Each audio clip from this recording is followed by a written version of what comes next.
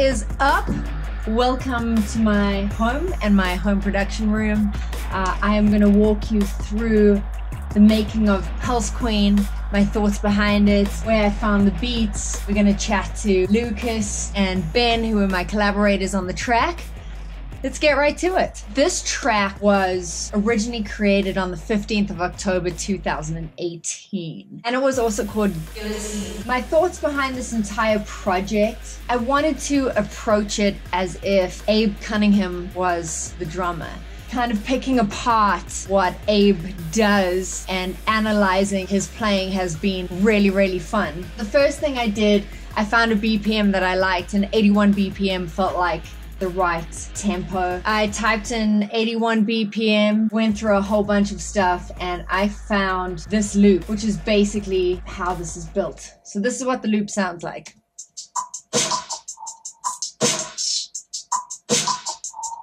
Love that extra little I wanted the drums to be trap and hip hop based. So I didn't want to use any live drums in this project. Using a resource like Splice has been incredibly valuable to this project because I can go through thousands of different sounds and beats and loops that have been created by incredibly talented people. And then going through Splice again, I found something called GSP Fat Hop Kick. This was the pattern that I found. This is kind of my whole process behind starting these songs and the songwriting processes. Building out a beat first. I would then send the beat to Lucas or Ben. They would send it back to me. I would pitch shift the guitar so that it's in a key that I felt the melody sat over, and they would just go back and forth like that. This was also something that I found on Splice. I wanted this project to be Sneaker Pimps meets Deftones. I'm a huge Sneaker Pimps fan. Becoming X is one of my favorite albums of all time. Kind of getting that atmospheric 90s melodic thing, but make it trappy and super heavy at the same time. So this was it was called Guitar Scuff Atmos, and I'm gonna play it through for you guys to hear.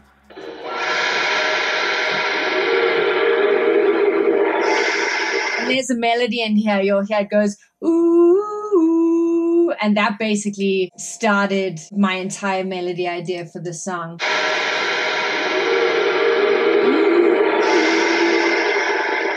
You add that to the loop that we've got going on.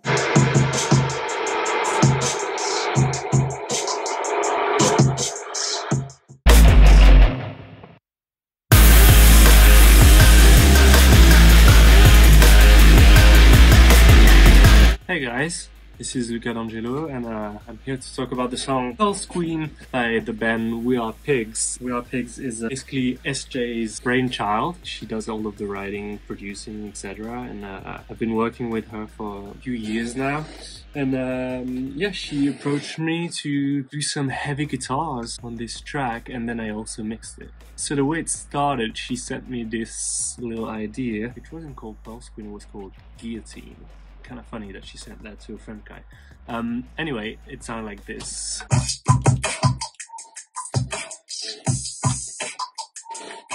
So, you know, some kind of hip-hop beat, except we thought it would be cool to do some really heavy guitars on it. I think I just plugged straight into the computer and used some kind of guitar rig or something like that, and I thought it would be cool to make the riff as ignorant as possible and like kind of have it play on every 16th note or 8th note. But to make it more interesting, I gave it this little twirly or glide thing. Ended up something like this.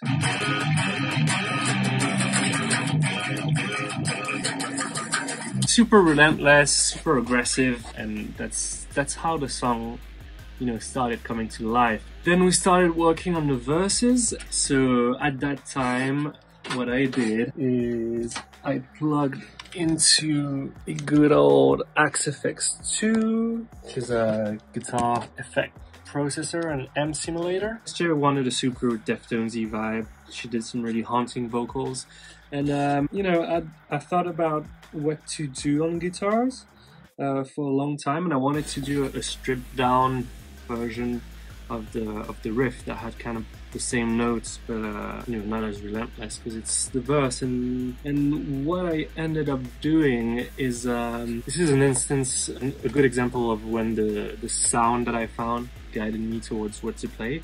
I was using the Axe-FX 2, which is a guitar amp simulator, which I've used for years now, used it on stage a lot. And turns out the guitar player from Deftones, Stephen Carpenter, he released a pack with all of his tones from, I don't know which record it was, one of the more recent ones. So I was just like browsing through these presets and seeing if that sparked anything, and yeah, this one preset that had like kind of a weird little delay on it, almost like a spring reverb kind of thing. I thought that would be cool for the verses, so I did literally just a really stripped down version of the main riff.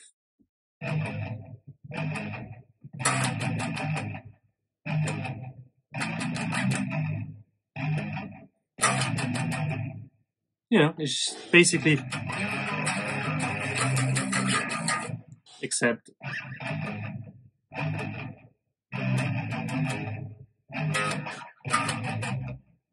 that's pretty much it for my guitars. Those are the only parts. The rest is all production, and then there's some other guitars played by Ben, which sound absolutely amazing as well. And then I mixed the song in the spirit of making it really aggressive. We try to stay as close as possible to Esjay's original idea and rough mix that had a super angry vibe. And yeah, we didn't mix it too clean on purpose. So yeah, that's it about 𝗔𝗲 𝗣𝗜𝗚. Thank you for watching. This was the initial melody. So let's have a listen.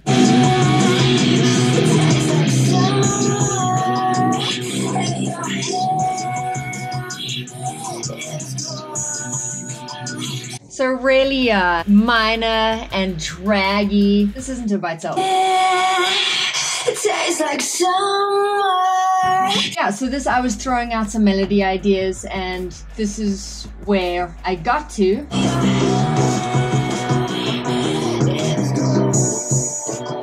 So from there, I put this in another session. I'm going to open up the next session. That time, my computer was incredibly underpowered, so I was doing things little bit by little bit, but a lot has changed since then. It's now the 18th of October 2018, and Lucas has sent me his guitars, which I'm not going to put into this session, but I'm going to show you my thought process where I went next. So the next thing I did was build out the 808, and I was just using the stock 808 in Logic, but it sounds really cool. So based off of the riff that Lucas sent, I built this.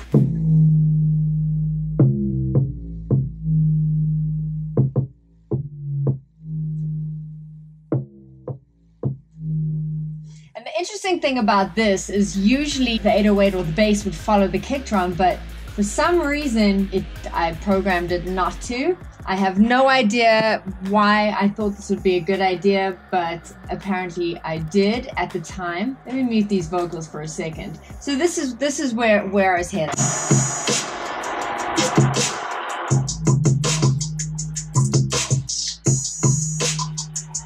So this is where it gets really fun, because you get to see behind the scenes of my writing process.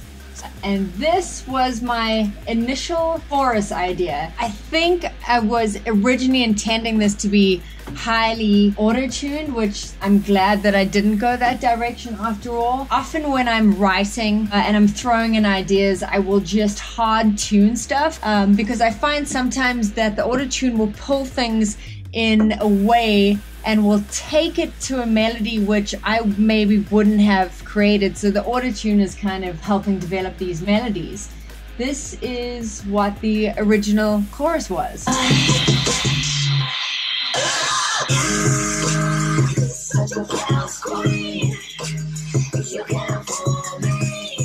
Another picture in the red chain, and don't forget about yourself. You're such a brown queen. You can't fool me. I see the stains in your goatee. Yeah, pass up on your fake scene. So some of those lyrics stayed, some of them didn't. If you've listened to the song, you'll know. I love this little screaming. So one thing which has kind of become a signature of mine as a vocalist, I love lots of breaths and gasps. And I guess that comes from Alanis Morissette and as well as Chino from Deftones. And I've just really highlighted these. So I did a little breath here, which I had the NLS channel on. I love this Waves plugin, and I had it on the Spike NLS channel.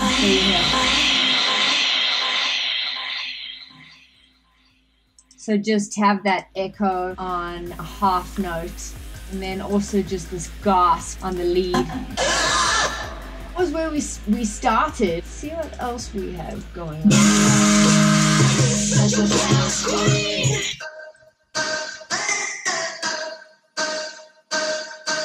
Also using Logic Sampler. I'm not sure. I must have got this sample on Splice and thrown it into the sampler, and then just created the I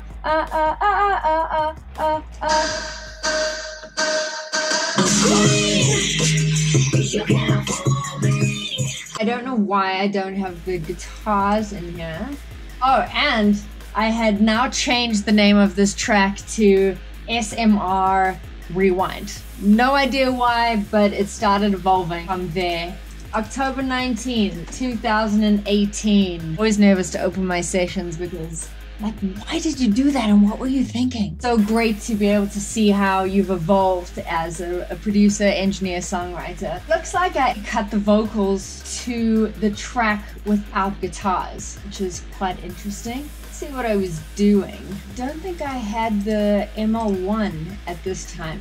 I think this is cut on my Neumann. I am running this through the NLS channel, Spike Desk, and this is what the vocals sounded like being cut. Hey, newcomer. The vocal bus that I'm running through the virtual channel into the Hollywood Tube Collection, giving it some air, vocal top tamer with the custom series EQ, then giving it a little bit of more highs, and then vocals opto on the FG Stress, and then the bomber right at the end. So that is quite a complex vocal chain. I don't use that many things anymore, although I love the sound of this vocal, so maybe I should. So yeah, so that's it. If we take everything off, let's just listen to how the vocal sounds completely raw. Hey, newcomer, talk big, no tone, touch machine. So I left in all those big breaths, which I think are really cool. A lot of times you'll edit them out, but I left the gasps in. And then we had this really screamy hook. You can't fool me. Take a picture in your red jeans. Be very vulnerable with you guys, letting you see behind the curtain here of what I sound like without all this deliciousness. I'm gonna let you hear what this sounds like completely naked, how I recorded it. And then record naked, just strip down. There goes the bounce queen! You can't fool me! Take a picture in your red jeans! Don't forget another selfie! Yeah! That is completely raw, and then running through the vocal bus, and I have a reverb and a repeater running. So I have a setting called Illusions 2. It's kind of doing this stereo panning thing, which is really cool. And the reverb, I'm using Verb Suite and the CLA plate. It's kind of my go-to for this. So what the hook sounds like.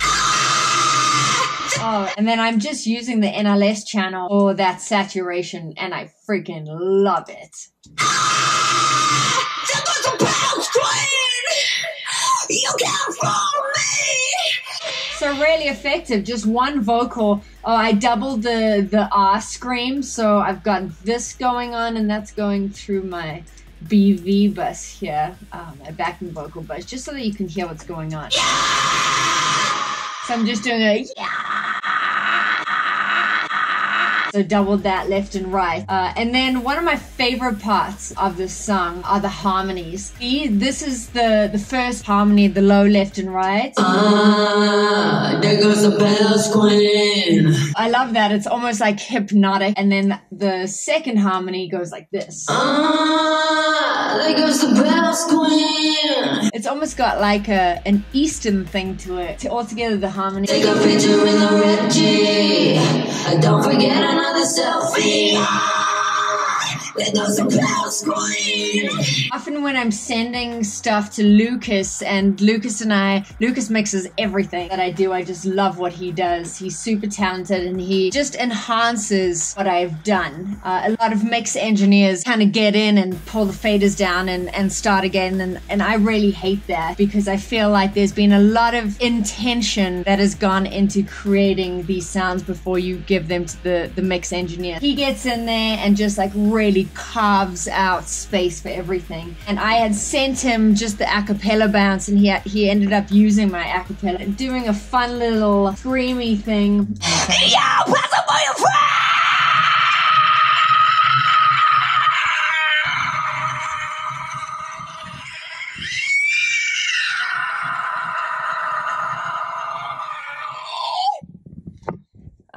And that through the NLS channel. Spike, Spike mic is a little bit darker, and Spike just is a little bit brighter, so it depends what you're going for.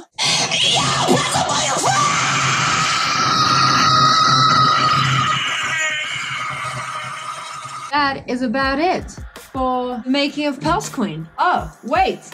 Then we had Ben jump on. The song kind of sat for a while. I didn't know what I wanted to do with this project, and the pandemic just, even though it was such a terrible time for so many people, it just felt like the right time to be able to jump into this project. So I got my great friend Ben. He has been the guitar tech for Linkin Park, Deftones, Fall Out Boy, a whole bunch of insane bands, and he added these beautiful parts.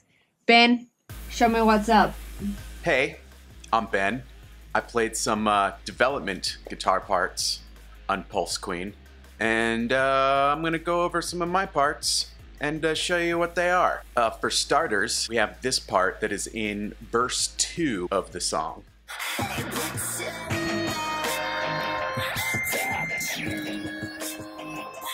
That part is like this.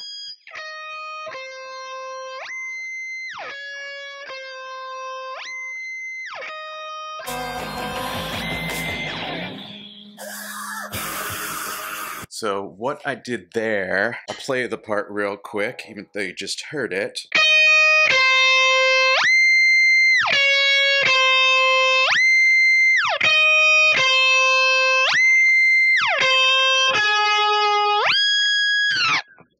Now that part has a few different effects on it, but at its core, all I'm really playing is this.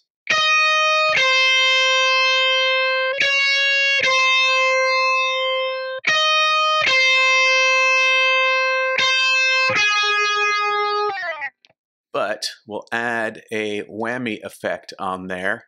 The whammy effect lets you change the pitch. I have this one set to 2 octaves, so you can see I'm affecting that with a foot pedal. So that part is just basically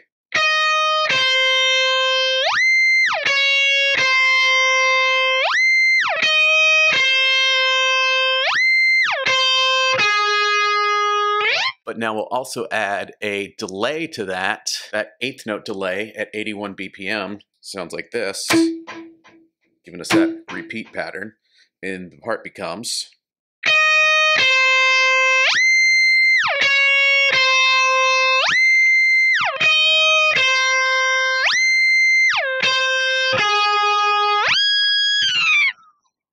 Now I'm going to go into the parts that I did on the post-chorus, I guess we'll call it, and I'll play it for you so you can hear the part we're talking about.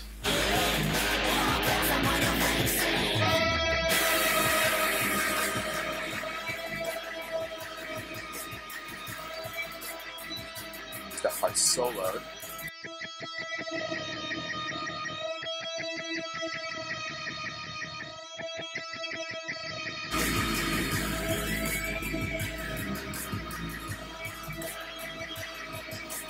All right, and right there. So this guitar is tuned to standard tuning, and I was basically bending from the 4th fret on the B string up to the pitch of the E string, playing both the B and the E string. So you gotta.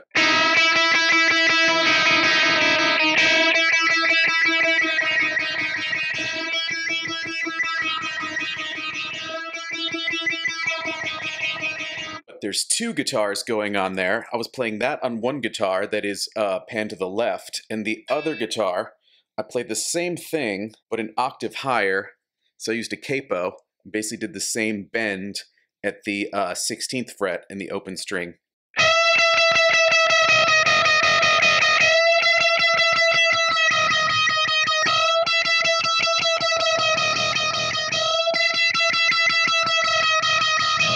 And again, those 2 parts together sound like this.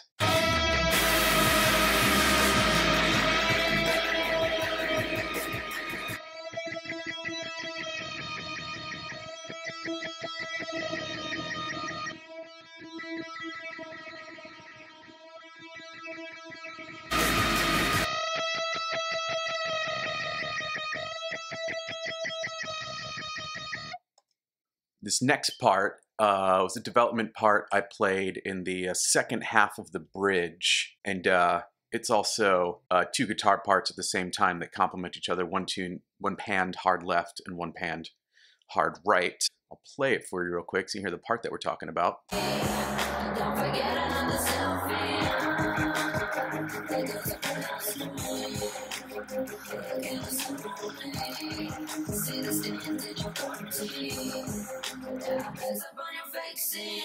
Now those parts, if I play it, it's basically playing those 2 notes in one part like this.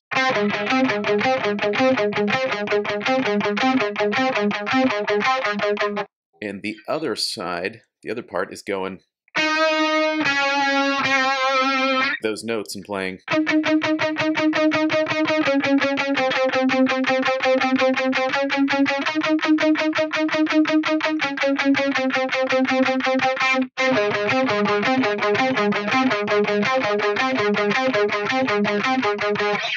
And let's play this soloed up, so now you can hear them for yourself.